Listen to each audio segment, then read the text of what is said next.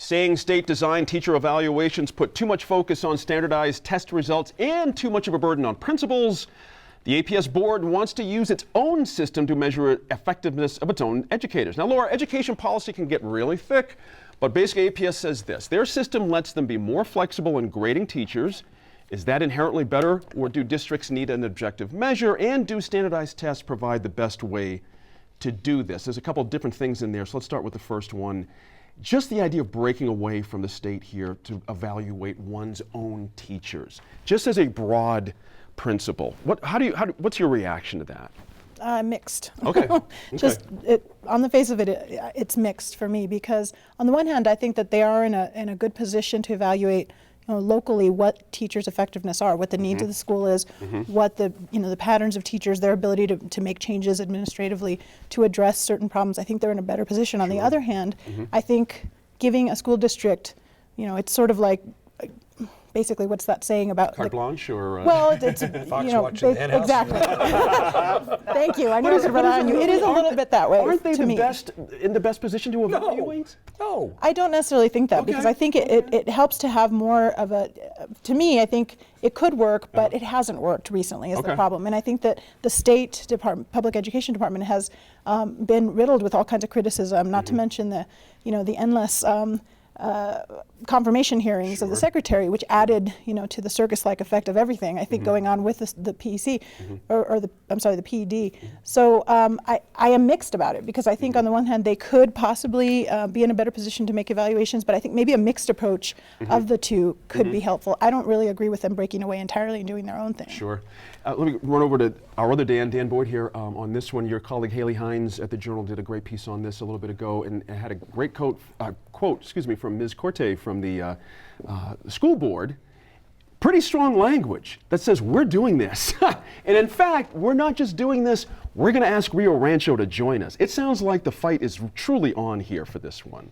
Would you agree with that? I think that there's some frustration that the governor did these teacher evaluations through rulemaking. The legislature, twice shot down bills that would have put this into statute. That's right. And I think we've kind of seen this movie before, also with the 80F grading system, and people just some confusion over what the methodology is, exactly how it all works. And I think there's some pushback that this is an unfunded mandate, or that it's being forced upon them. What about the political stakes for Governor Martinez here? To have your largest school district in the state break away literally has got to be not a good thing to implement your plan statewide. It's great for All right, you hold that right there, because I got to think there's something here for the governor if in fact APS does do this. What happens there in the politics? Well, I mean, I think it's nothing new that there's been tension between the governor and APS. I mean, this is kind of an ongoing soap opera a little bit, but certainly I think, as others have mentioned, that education has become kind of one of the main battlefronts we're seeing here politically, and the teachers' unions are a strong influence in the state, and they're, I think, really opposing a lot of this. And so I'm not quite sure how it's going to fall, but clearly there's a absolutely. tension. Now my man's kicking under here. I think this is great for her. First of all, there's not a school district in the state that doesn't think APS is the problem. You get outside of Albuquerque. It's what problem? Wait a minute. That you look at any analysis about our school education, APS skews it in the wrong direction. You take APS out and go down to Roswell, Carlsbad, Hobbs, even places like that. That's interesting, because you talk to superintendents in other parts of the state, and many of them look to Winston Brooks and think he's a hero. I don't know who they are. They overwhelmingly showed up in favor of Hannah Scandera, those superintendents from outside of Albuquerque. I think that she is going to win the battle if it's between her and Winston Brooks and APS. I think the APS saying that they're going to get Rio Rancho to go out and evaluate themselves. Look, let's look at the facts with APS. APS has over 6,000 teachers in their system, yet only 12 of them are on a professional development plan. That means the professional development plan says currently total last 10 years? Total right now. That means, and that's from the lady from the school board, who basically that says, out of 6,000, we only have 12 that need to improve, that need help improving.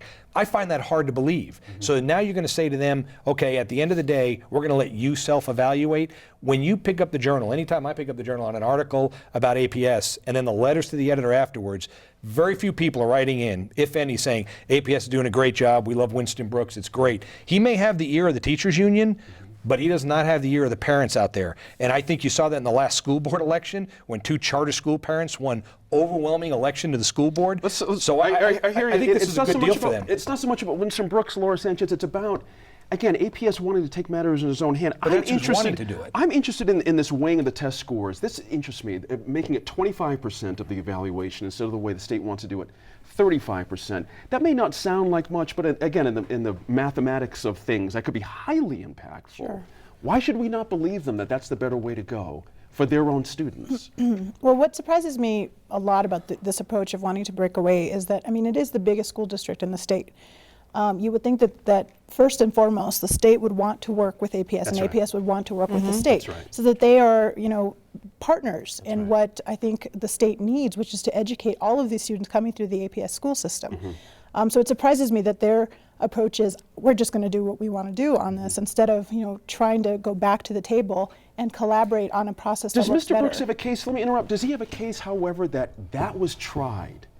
And there were some very tough public comments from this governor about this superintendent Right. way back when. I remember. Why should the man keep going at something that clearly is not going to get a reception on? Because that's his job, and Okay. frankly, that's the secretary's job as well, and the governor's agenda. Yeah. I think so. I think both need to, lead by example and Who come back wins, to the table. Sophie, in that? Who wins there? I mean, who wins the long run here? I think it's a challenge. I mean, I think to Dan's point about does this hurt the governor? Does it help the governor?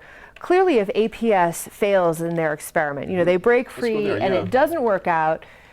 Well, the governor can say, we were right. Sure. And if they succeed, I'm not sure it necessarily hurts her because That's a good point. because education is improving in the state. So, if it happens, it happens. One of the things I see, just sort of taking a broad look at APS and at education in the state in general, and perhaps across the country, is that I see that as we continue to try and use metrics to judge how our students are doing, instead of looking at the students as individuals and the teachers as individuals, we're moving away from, and I'm gonna actually bring back the MBA side of me for a moment. Sure. We're moving away from what we know to be good management techniques. Good management is not, we impose draconian rules that govern everybody because we've got a couple of people who we can't manage well. Gotcha. We deal with those individuals, whether they're individual school systems, individual teachers, individual students. We deal with them and we don't punish everybody. And because we have slashed our education budgets, we've cut back. I mean, as much as we say, like, we have bloated administration, we're not dealing with administration in the right way. We're not giving them the tools they need to manage teachers appropriately. We've developed these very strange systems in which we're supposed to manage through these tests. We've created an environment in which professional development, to Dan's point, really isn't happening in the way that it should. And our children are the ones who, at the end of the day, are harmed by that. Nobody at this point thinks that No Child Left Behind was good. And I see a lot of No Child light at this point. And I'd like to see a lot less of I it. think, Child light. Gina, I'll leave you with this. Dan, I got to get Dan Boyd in on this one. It's interesting.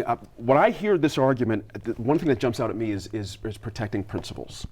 Because what's interesting when you think about it, that's the fall person in all these situations for all these schools. And if the situation is not set up for success, that principal knows there's a target there. Would you go with that? There's something at stake here for principals that's very difficult. Yeah, I think so. I mean, and I think one thing we saw even during the Scandera confirmation hearings was there is this kind of, I don't know, a disconnect between the teachers and the reformers, those who have been in the classroom Right. and those who maybe have ideas but are coming at it from a more business perspective. And I think the principals maybe kind of get caught in the middle there a little bit. And Yep. I'll leave you with this, Gene. I think the problem with this system, our education system, not just in New Mexico, is we keep focusing on teaching and not learning.